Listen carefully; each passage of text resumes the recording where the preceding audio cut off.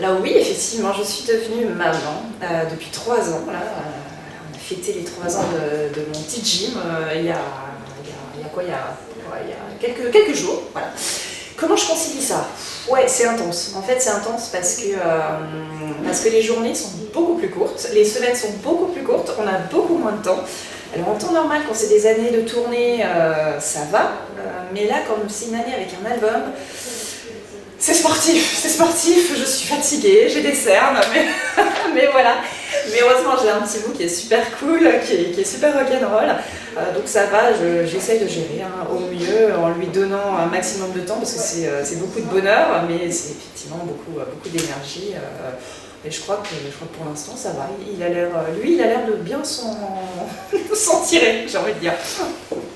Alors ça a changé ma façon de travailler. Ouais, déjà je travaille beaucoup moins le soir. Parce qu'après, moi il faut savoir aussi, j'ai un côté artiste entrepreneuse. À savoir que oui, j'ai mon côté concert, etc. Donc ça c'est la cerise sur le gâteau, c'est le bonheur, voilà. Mais il y a un côté aussi où je passe beaucoup de temps à faire de la compta, de la régie, de la recherche de dates, de l'administratif, beaucoup de choses. Et c'est vrai que maintenant, quand je cherche mon petit bout, il est 18h, je passe du temps avec lui. En plus, je sors pas mal, on ne couche pas forcément à 20h. Voilà. Et c'est sûr qu'une fois qu'il est couché, je fais plus comme avant, je faisais des contrats, etc. Donc ouais, ça a changé ma manière de bosser. J'essaie d'être beaucoup plus concise, quoi.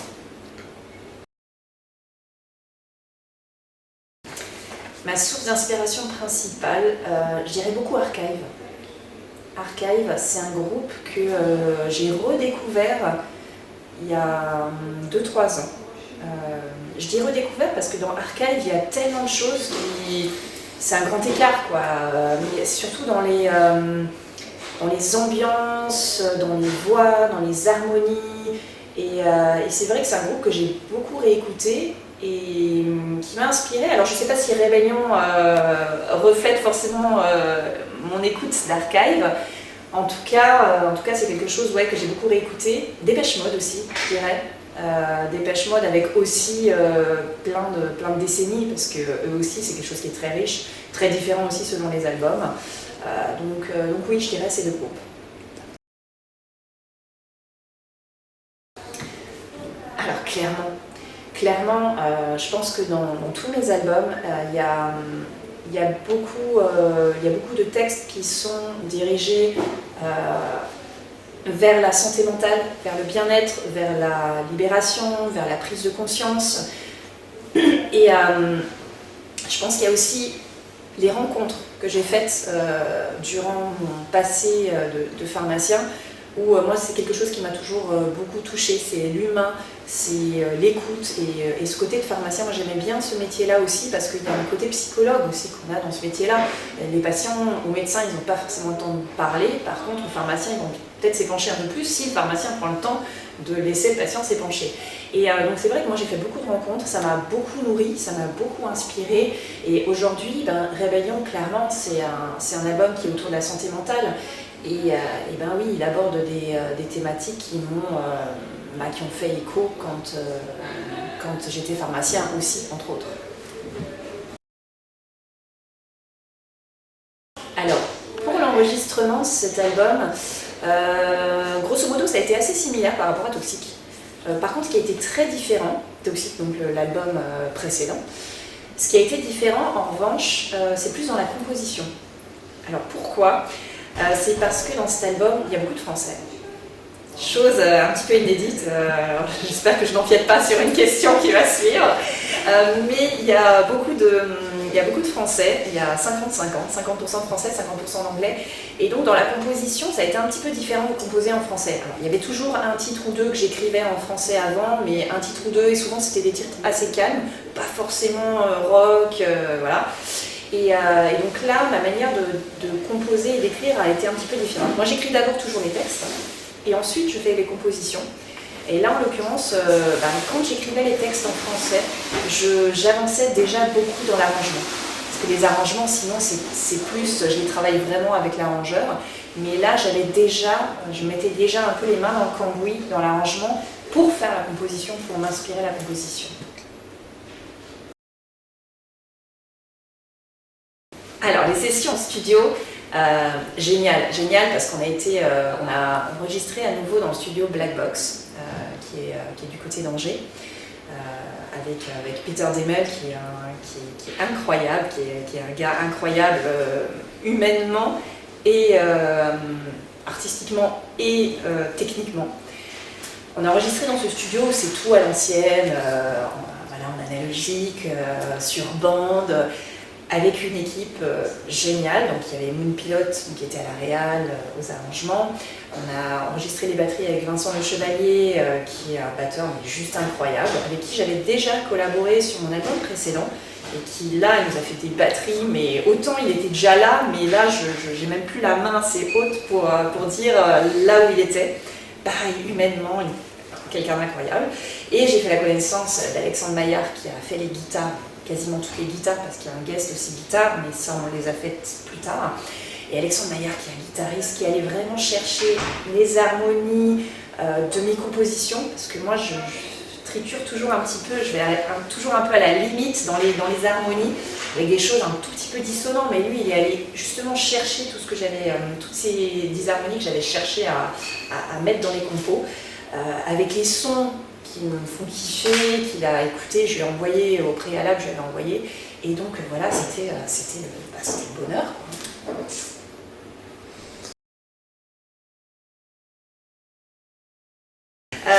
Non, le choix du français-anglais, en fait, ça s'est fait un petit peu comme un gros flash, puisque sur cet album, il y a vraiment 5 thématiques principales qui sont abordées sous 2 angles de vue.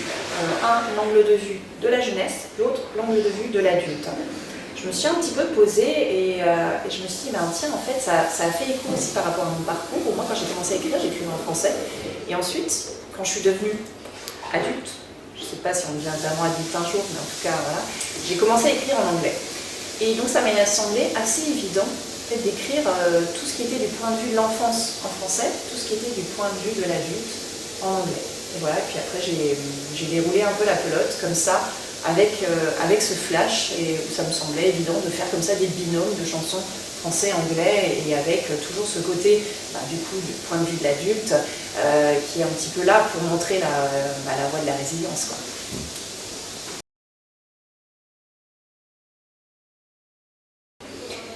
Alors à la base, en fait, c'était pas ce titre qui devait sortir en premier. Non, mais ça c'est pour la petite. Non, mais c'est marrant. C'est pour la petite histoire. C'est le deuxième single qui sortira un petit peu plus tard. C'est Resistance. Et en fait, avec mon attaché de presse, que je salue au passage, qui est super, c'est Coco Bruno, on s'est dit, bah tiens, on va prendre plutôt Alter Ego. Alter Ego, en fait, c'est une boule d'énergie. C'est un titre, on s'est dit, mais en fait, il fait du bien. C'est une boule d'énergie. Dans la thématique aussi, c'était quelque chose que j'avais vraiment envie de mettre en avant, et on s'est dit si c'est le premier titre qui sort, vraiment les gens, ça faisait un petit moment qu'on n'avait pas sorti de titre, donc du coup on s'est dit c'est le titre qui va sortir, c'est ce qui va interpeller. Aujourd'hui on a besoin d'énergie positive, et puis voilà, ça a semblé évident. En plus il était en français, alors que Resistance en anglais, on s'est dit peut-être que c'est bien aussi de commencer par un titre en français, puisque des titres énergiques comme ça en français, il n'y en a pas forcément beaucoup qui sont sortis dans mon répertoire, donc au final ça a été assez évident, quoi. Alors l'écriture, si tu parles vraiment des paroles, du texte, le texte pour moi est beaucoup plus facile en français. Il est beaucoup plus facile en français, j'explique pourquoi. Parce que moi je mets beaucoup de second degré. Le second degré en anglais c'est pas ma langue maternelle, j'essaie de faire ça aussi bien que je peux, mais le second degré c'est pas forcément toujours évident, donc quand c'est pas ta langue maternelle et le français, voilà, il y a des mots, alors c'est plus simple dans l'écriture. Je dis dans l'écriture du texte parce que dans la composition après, quand tu vas l'utiliser, le français est beaucoup plus dur à faire sonner dans le rock, parce que le français est plus dur. Alors, les mots, l'anglais, il sautille. Déjà, tu as des mots, rien qu'avec les toniques de l'anglais, quand tu vas dire un mot, I know you just want to be happy, tu vois, le happy, direct, tu as un truc qui qui sautille, qui voilà. Et donc pour la composition en anglais, elle est beaucoup plus facile pour moi. Yarol. Yarol, c'est une très belle histoire parce que Yarol, on s'est rencontrés, on a eu la chance de faire sa première partie dans une salle à Cléon, où on a hyper sympathisé, direct, on a fait la première partie, ça s'est super bien passé, on a sympathisé, on a fait après, voilà, on a fait l'after et tout, avec toute son équipe de Zikos, c'était super, un gars adorable. Et on était plus ou moins restés en lien. Et quand j'ai composé 2 titres de l'album, enfin 2 des 10 titres, je me suis dit, waouh, mais là, j'entends tellement Yarol jouer sur ces titres-là. Donc je lui ai envoyé un petit message, je lui ai dit, écoute Yarol, est-ce que ça te dit de participer à mon prochain album? Il m'a répondu direct mais hyper gentiment, avec grand plaisir. Je lui ai dit, bah il y a un titre ou 2, et avec un peu de chance, il va accepter de faire les 2. Effectivement, il a accepté de faire les 2. Et on s'est retrouvés dans son studio à Paris parce qu'il devait venir au Black Box. Au studio Black Box, ça n'a pas pu se faire parce qu'ils étaient en pleine promo d'FFF, puisque FFF allait sortir l'album. Et ça n'a pas pu se faire au Black Box, donc du coup, moi je l'ai rejoint à Paris, on a enregistré dans son studio. Et puis voilà, il a compris tout de suite l'idée, il a fait des choses incroyables. Et puis pour la petite symbolique, le premier show de Rebellion, on a pu le faire avec FFF à la laiterie parce qu'il jouait, 2 semaines ou 3 semaines avant la sortie de cet album Rébellion, et donc on a pu tourner avec eux et faire ce premier show de Rebellion avec FFF, donc indirectement avec Yarol, quoi. Il y en aura un autre ou pas? Dans la partie 2? Peut-être, je sais pas, j'espère. On a failli faire le lendemain du coup parce que pareil, toute l'équipe et tout adorable. Ils jouaient à Metz le lendemain, ils nous ont dit mais en fait on n'a pas de première partie à Metz demain. Et en fait le tourneur était déjà parti et donc on n'a pas pu, voilà, c'était trop chaud de l'organiser le lendemain, d'appeler, etc. Si le tourneur avait été là, on aurait pu lui demander direct. Là il était déjà parti et puis on a réalisé ça à la fin de leur concert quand on était au Merch tous ensemble. Et puis donc on n'a pas pu faire Metz, mais peut-être y en aura-t-il un autre. La pochette. Je voulais quelque chose qui corresponde à Rébellion, mais en même temps, je voulais ce clin d'œil avec ces binômes de chansons. Donc avec ce côté à la fois enfant et adulte. Enfance et adulte. Et on avait fait une première séance photo avec un photographe qui s'appelle Julien Hérault, qui a fait les photos de l'album. Et des photos magnifiques, mais pas moi, les photos, je précise. Et du coup, je dis ah ouais, ok, les photos sont super, mais il n'y avait que ce côté rébellion. Du coup, il n'y avait pas forcément le côté enfance. Et rapidement, en fait, j'ai été mise en relation avec une graphiste qui s'appelle Pauline Solaire, qui a direct capté un peu ce dont j'avais envie et qui a fait ce boulot incroyable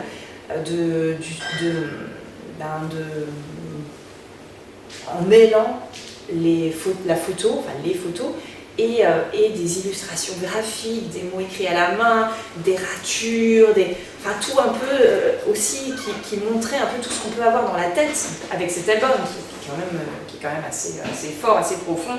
Et en fait, ça collait tellement quoi, avec un visuel qui est flashy. On aime ou on n'aime pas, mais voilà, ça cogne quoi. Et donc ouais, moi, je les remercie du fond du cœur parce que je trouve qu'ils ont fait un travail qui est incroyable et qui est aussi qui est vraiment en accord avec ce que je voulais, en accord avec la musique, en accord avec les textes, en accord vraiment en symbiose avec tout quoi. Ils ont vachement bien bossé parce qu'en plus, moi je leur avais dit je veux sortir de ma zone de confort. Après, c'était même pas forcément moi sur l'album aussi. D'ailleurs, la pochette, je veux dire, ça me ressemble sans me ressembler. Je veux dire, c'est moi, mais c'est moi en mode. Ceux qui me connaissent en live, ils m'ont dit direct c'est toi. Ceux qui me connaissent pas en live, voilà. Pas tout de suite de prime abord, mais quand ils me voient après en live, ils disent oui, c'est clairement toi. Toi, tu me connais en live. Voilà, donc, on est voilà. d'accord. C'est pour ça que je te le dis. Toi, c'est assez évident. Ouais, alors je choisis. Alors, c'est en fait, moi à la base, mon choix il se pose plutôt sur ce qu'on appelle le réalisateur, donc le directeur artistique de l'album. En général, je fais un casting. Donc moi, je compose les chansons, j'écris les textes, je commence déjà à avoir des idées d'arrangement, et ensuite, je soumets à plusieurs arrangeurs, et en gros, je leur demande de travailler, je leur donne le choix de bosser sur, je leur envoie 3 titres, et ils ont le choix de bosser sur le titre voilà, qu'ils veulent. Et après, je choisis le directeur artistique, le réal, en général, c'est réalisateur et arrangeur, hein, c'est pour ça que je résume en directeur artistique. Et ensuite, ces directeurs artistiques, avec moi évidemment, on va choisir l'équipe qui va enregistrer en studio. Et souvent, lui, il connaît des personnes, il pense à des personnes, et je trouve que c'est toujours intéressant de bosser avec différents musiciens, parce que du coup, ça ouvre d'autres portes. Si tu restes toujours à bosser avec les mêmes personnes, tu restes toujours un petit peu dans le même tunnel. Moi je veux dire, mes albums, de l'un à l'autre, alors je dis pas qu'ils sont radicalement différents, mais en tout cas il y a une vraie évolution. Et moi c'est ce que je veux, même d'une chanson à l'autre d'ailleurs. Moi j'ai pas envie que les gens ils se fassent chier à écouter toujours un peu la même chose. Il y a des artistes qui font ça, c'est un choix. Mais en tout cas, moi je préfère évoluer. Et puis je pense que même on évolue dans ce qu'on écoute, on évolue dans ce qu'on est. Et donc forcément pour moi un album, il ne peut pas être le même l'un après l'autre, quoi. Et donc assez naturellement, j'ai bossé avec des équipes que m'a proposé l'arrangeur.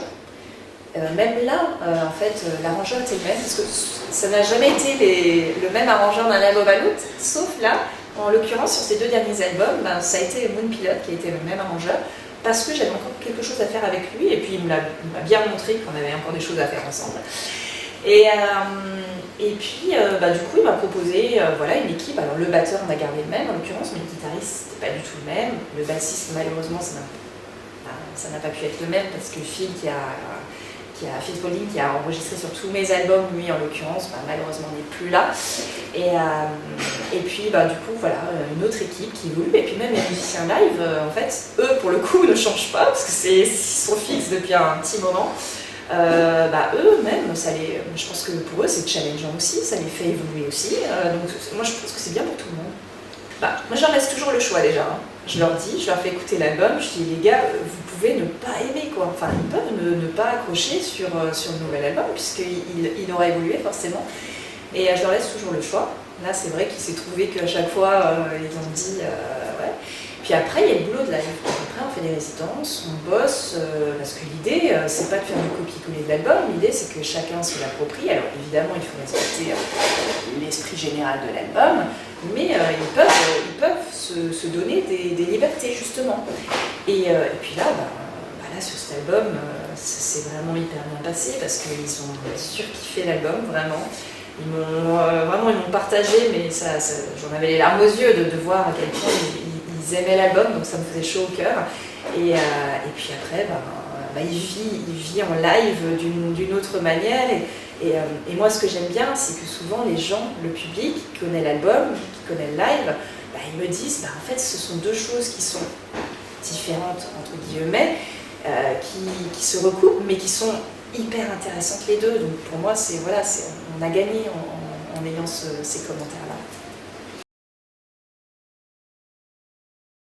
C'est une excellente question. Non, pour l'instant, j'ai pas encore d'idée. Évidemment, ce sera un show particulier. Ce sera un show particulier parce que ce sera le concert de sortie d'album. Alors, il y en a eu un petit, on va dire, avec FFF à la laiterie. Mais à la laiterie, c'était 30 minutes, puisque forcément, on était avec FFF. Donc là, oui, émotionnellement, ça sera chargé. Je sais pas, et puis même si je sais, je vais pas le dire. J'aimerais bien faire un duo avec Nick Cave. Voilà. Je crois que j'ai pas besoin de développer plus, ça serait le surkiff quoi. Ou alors que Jack White vienne faire des guitares avec nous à la Dame de Canton. Ce serait pas mal ça. J'allais dire, c'est pas du tout quelque chose que je prépare, hein, c'est pas dans les j'aimerais bien, hein, mais Jack White si tu m'entends. Ouais, j'écoute tellement de choses en fait. Non, j'écoute tellement de choses, je peux pas te dire. Alors évidemment, Archive, je te parlais d'Archive. tout à l'heure. Donc ouais, il y a beaucoup d'archives. Après, en ce moment, j'écoute plutôt du blues, tu vois, du blues, mais alors ça peut aller à du C60, mais aussi à des gros standards de blues, quoi. Et puis évidemment, j'écoute le dernier album de FFF.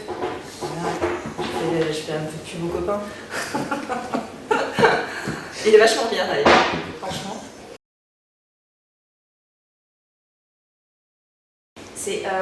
Je trouve ça très très dur parce que moi, dans ma démarche artistique, encore une fois, mes chansons sur un album, elles sont très différentes de l'une à l'autre.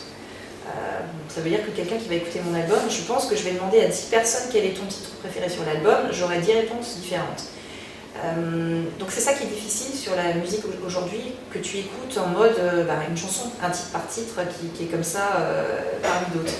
Là où j'ai un petit peu d'espoir, c'est par rapport au vinyle qui revient.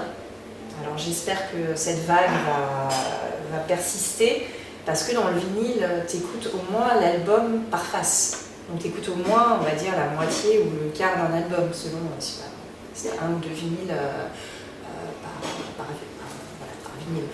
Mais sinon, ouais, ça fait un petit peu peur cette musique à la consommation où finalement tu écoutes sur Spotify, et puis tu sais même pas ce que tu écoutes. Parce que finalement, après c'est bien, d'un autre côté c'est bien parce que ça te permet de découvrir. Mais d'un autre côté, tu vas moins dans la profondeur de ce que l'artiste veut défendre, quoi. Donc il y a du pour et il y a du contre. Ah, moi je suis pour le vinyle. Ah oui, je suis à 200% pour. Un vinyle, alors évidemment, un vinyle qui est travaillé pour être un vinyle. Savoir que tu fais un mastering spécial, tu fais des lacs comme il se doit. Évidemment, pour qu'il y ait le son, pour qu'il y ait la chaleur. Moi je vois mon album aujourd'hui, je l'écoute en CD ou je l'écoute en vinyle. C'est comme si c'était deux albums différents, évidemment, mais tu as des choses que tu redécouvres quand tu écoutes le vinyle, des choses que j'avais oubliées, qu'on avait fait en studio, et quand j'écoute le vinyle, je dis « Ah, mais j'avais oublié ce truc-là », parce que il y a d'autres choses, et c'est hyper intéressant, quoi. C'est une chaleur qui n'a rien à voir. De la même manière que nous, on a enregistré sur bande. Quand tu couches un mix sur bande, c'est pas le même son que quelque chose qui est fait avec les... Après, on ne peut pas toujours se permettre de faire ça comme ça, mais en tout cas, oui, moi je suis pour cette culture du son. Après, c'est pas toujours évident, évidemment, on ne peut pas mettre le vinyle dans sa voiture, quoi. Mais bon, c'est un moment, on se boit un bon verre de vin avec un vinyle qu'on prend le temps d'écouter, et c'est un plaisir, quoi. Mes projets, tourner, quoi. Tourner, aller présenter cet album à un maximum de personnes, un peu partout. Vraiment, moi c'est ça, moi de toute façon ce métier-là, je le fais pour le live, donc oui, j'ai vraiment hâte d'aller, là ça y est, c'est parti, mais d'aller sur les routes, de présenter ce projet aux personnes, de sensibiliser aussi, parce que cet album, c'est vraiment rébellion, c'est pas descendre dans la rue avec les pancartes. Rébellion, c'est une rébellion intérieure en fait, hein. C'est prendre conscience de qui on est, de ce qu'on ne veut plus subir, c'est de s'écouter, de réagir, de réfléchir. Et c'est vraiment une ode à la différence, à la singularité et à la libération. Et donc ça, c'est un message que j'ai vraiment envie de transmettre aux personnes, c'est de se dire, lâchez-vous, quoi. Lâchez-vous, écoutez-vous. Aujourd'hui, quand je vois les générations actuelles, elles vont chier plus tard. Donc je pense que c'est primordial de prendre soin de soi, en termes de mental, de psychique, etc., quoi. Je suis désolée, mais je vais les reciter. C'est Archive. Voilà, non, je les ai vus il n'y a pas longtemps en plus. Donc autant je te l'ai cité aussi, c'était Nick Cave. Ça, c'est un concert qui m'a bouleversée parce que je me suis dit, waouh, c'est le maître. Pour moi, c'est le maître sur scène. Il y a une espèce de truc qui se dégage. Voilà. Mais j'ai vu Archive il n'y a pas longtemps sur scène. J'ai surkiffé. Il y a eu Light Show en plus, c'est monstrueux. Un groupe aussi que j'ai vu il n'y a pas longtemps, que j'ai vraiment adoré, c'est iPhone. Vraiment super groupe, grosse énergie et tout, donc vraiment j'ai beaucoup aimé aussi ce concert-là. Donc ouais, voilà, si je devais te les citer, je te citerais ces concerts-là que j'ai vus, on va dire, il n'y a pas longtemps, ou d'autres que j'ai vus un peu plus longtemps, mais qui m'ont marqué, quoi.